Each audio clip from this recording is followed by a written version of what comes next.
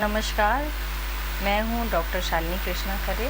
आज आपके समक्ष ये बताऊंगी कि विवाह के लिए कन्या एवं वर में कौन से गुण विद्यमान होने चाहिए। श्लोक के माध्यम से शास्त्रानुसार क्या कहा गया है कि किस प्रकार की विवाह के वक्त कन्या हो और किस प्रकार का विवाह के समय वर हो या पुरुष हो, उनमें क्या क्या गुण होने चाहिए।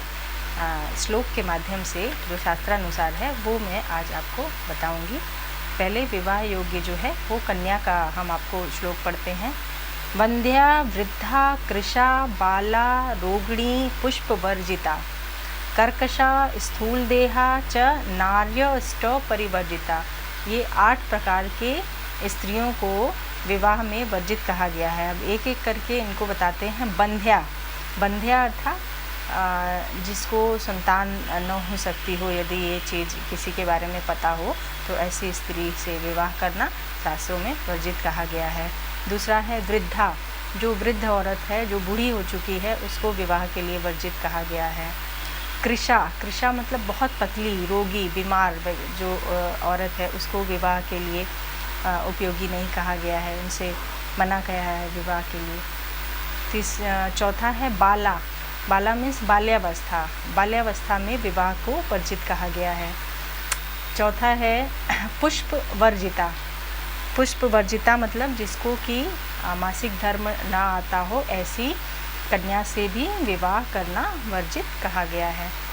कर्कशा स्थूल देहा च नार्यष्ट मतलब कर्कशी स्त्री, जो तेज़ चिल्लाने वाली हो, लड़ने वाली, झगड़ने वाली स्त्री हो, ऐसी कर्कशा स्त्री से भी विवाह करना वर्जित कहा गया। स्थूल देहा, जिसका शरीर स्थूल देहा मतलब मोटा थुलथुला शरीर हो, ऐसी स्त्री को भी विवाह के लिए उपयुक्त नहीं कहा गया है।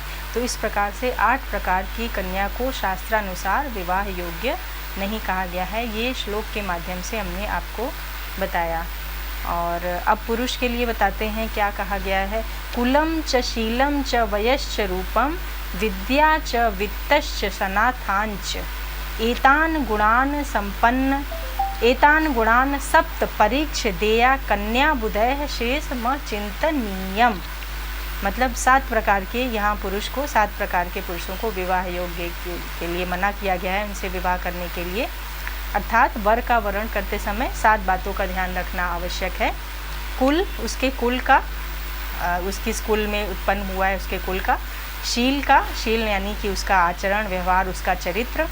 वय मतलब उसकी जवानी, उसका रूप, सौंदर्य का ध्यान रखना चाहिए कि सौंदर्य कैसा है। विद्या का कितना पढ़ा लिखा है, इसका ध्यान रखना चाहिए। वित्त मतलब उसके पास कितना धन है, कैसे वह पालन पोषण कर सकता है स्त्री का, इसका ध्यान रखना चाहिए।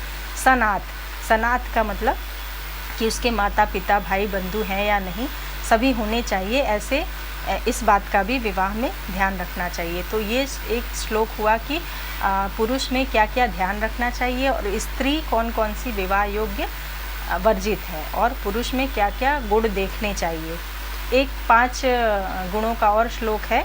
वित्तम रूपम विद्या प्रज्ञा बांधवः। ये मानव गृह सूत्र का है, एक संस्कार भास्कर का श्लोक था और एक जातक पारिजात का श्लोक था। तो ये जो श्लोक है इसमें वित्तम अर्थात वर में ये 5 गुण विद्यमान होने चाहिए। वित्तम रूपम विद्या प्रज्ञा बांधवः। विद्या अर्थात विद्या कितनी है, पढ़ा लिखा होना चाहिए। प्रज्ञा मीन्स मेधा मतलब व्यावहारिक बुद्धि उसकी कैसी है, व्यवहारिक बुद्धि में प्रवीण होना चाहिए। तेजस्विता होनी चाहिए। वित्त मतलब धन होना चाहिए। रूप मतलब सुंदर होना चाहिए। एवं बंधु बांधव मतलब उसके माता पिता भाई बहन आदि ये सब भी होने चाहिए। तो वित्तम रूपम विद्या प्रज्ञा बांधव, इन 5 गुणों को भी विवाह के समय पुरुष में ध्यान देना चाहिए।